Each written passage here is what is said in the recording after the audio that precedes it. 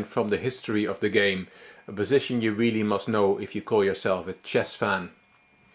This is one of the most famous positions ever.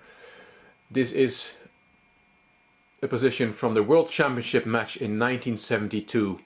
White is Boris Spassky, the world champion. Black is Bobby Fischer, the challenger.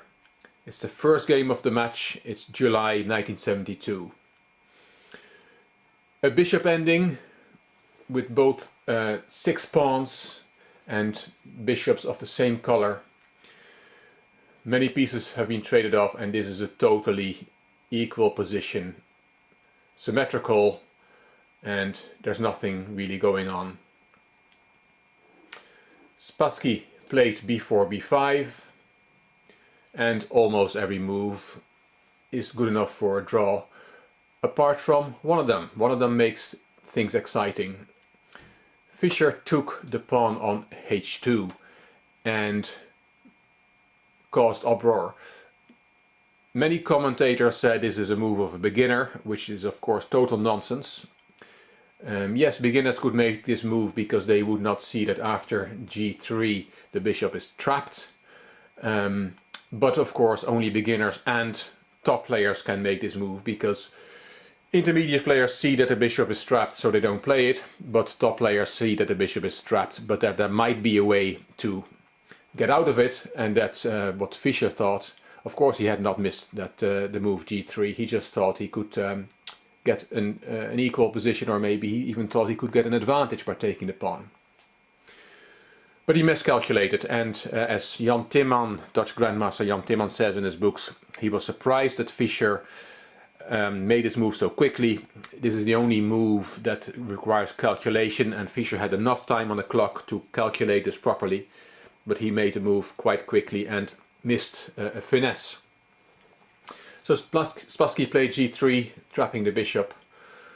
Fischer h5, trying to rescue the bishop. King e2, h4, and king f3. Spassky is on his way to capture the bishop, which is stuck in the corner, and is then a piece up. Now, Fischer never really explained what he had missed, but many commentators think that this is the moment where Fischer had missed that after h4, h3, which he probably would have planned, then that's not good, because after king g4, bishop g1, king take h3, bishop takes f2, and thinking that he would now be escaping with his bishop, but unfortunately there's a very strong move. Bishop d2, which traps the bishop. And as Grandmaster Larry Evans, American Grandmaster, said, Fischer thought 6 moves ahead, he just didn't look 7 moves ahead. So this is probably what Fischer missed. So instead of h4, h3, he played king e7, king g2, h takes e3, f takes, bishop takes, and king takes. And now Fischer has 2 pawns for the piece, which is not enough. Spassky has a winning position. Lots of analysis has happened. Some experts claim it's still a draw after this. Others say White is winning. There was one moment that Fischer indeed could have made a draw after the 39th move. Let me jump to that. 39th move was b5, b6. Then if Fischer had played e6, e5, the experts say that White's king will not be able to enter, Black will be able to hold the king off, and that will give Black a draw. Instead of e6, e5, Fischer played f6, f5, and that was the losing mistake.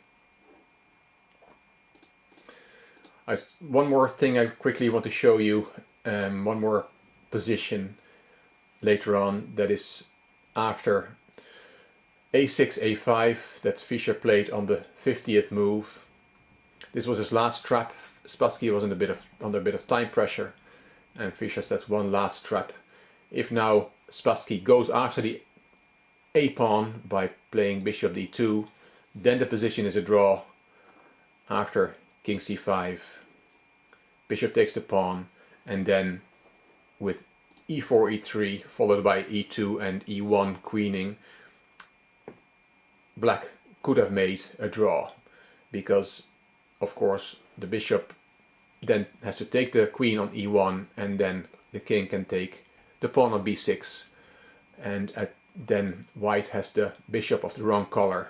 The a pawn promotion square is square a8, which is a light square, while the bishop is a bishop of the dark square, so that would have been a draw.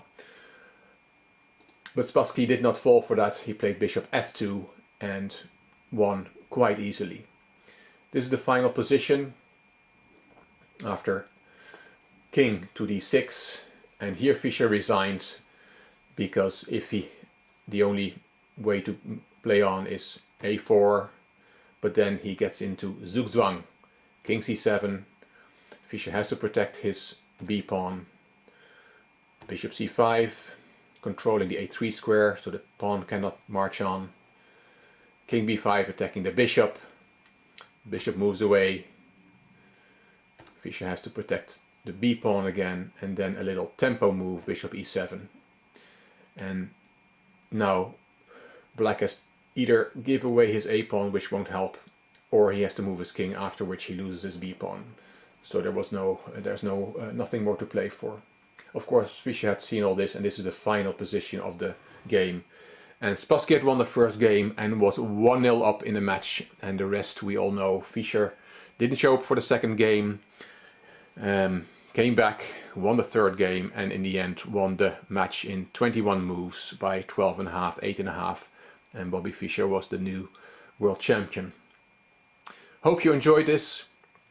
If you did, please give it a thumbs up, and please subscribe to the channel so you get notified when I post the next video. Thank you very much for watching. Bye bye.